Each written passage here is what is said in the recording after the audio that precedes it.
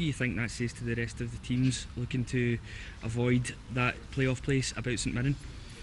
Well, to be honest, I'm not really interested in what they're saying. I'm only interested in what we bring to the table, and if we manage to bring that character and that ability to the next remaining 5 games of the season, we'll be fine. And that type of performance today hasn't happened enough in my liking or for the supporters, and that's why we find ourselves, down in this end of the table now. But prior until yesterday to today's game, there was only 6 points that separated 5 teams. That's now tighter today, and it's a race now, and it's going to be a sprint, and it's going to be the team that wants to go over that finishing line the quickest. And if we manage to bring those key ingredients, the character, the ability, and we bring those more often than not in the next 5 games, then we'll be fine.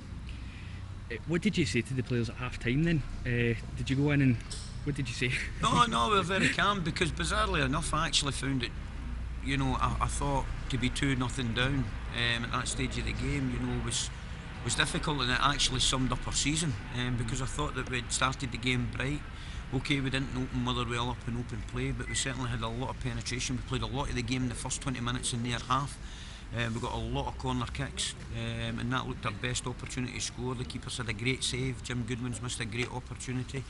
And as Motherwell are, a fantastic season once again, but they very rarely don't score any goals in any of their games, and they did once again today. They did, and their first one was a classic Motherwell goal, hitting you in the counter attack. But from your point of view, I was disappointed in the manner that we lose the 2 goals. But having said that, we managed to get one back just at the right time, and sorry to see half time coming. So we got in there at half time, and we'd mentioned about starting the second half in the same way that we finished the first half, and that was important, and we'd done that. But the key message was that if the goal didn't come early doors, wasn't to get disheartened, to keep going, and I was absolutely delighted that they took that right to the final minute.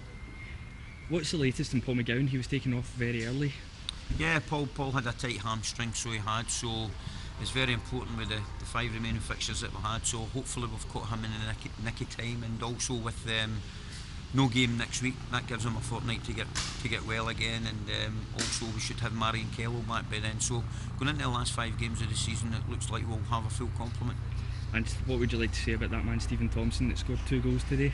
Yeah, I mean, taking his goals outside it, he's been absolutely invaluable to our football club, and he's did terrifically well for me in my time at this club, and you can see why he's loved. But outside his 2 goals today, I thought he showed real leadership along with Jim Goodwin. They showed the character and the ability.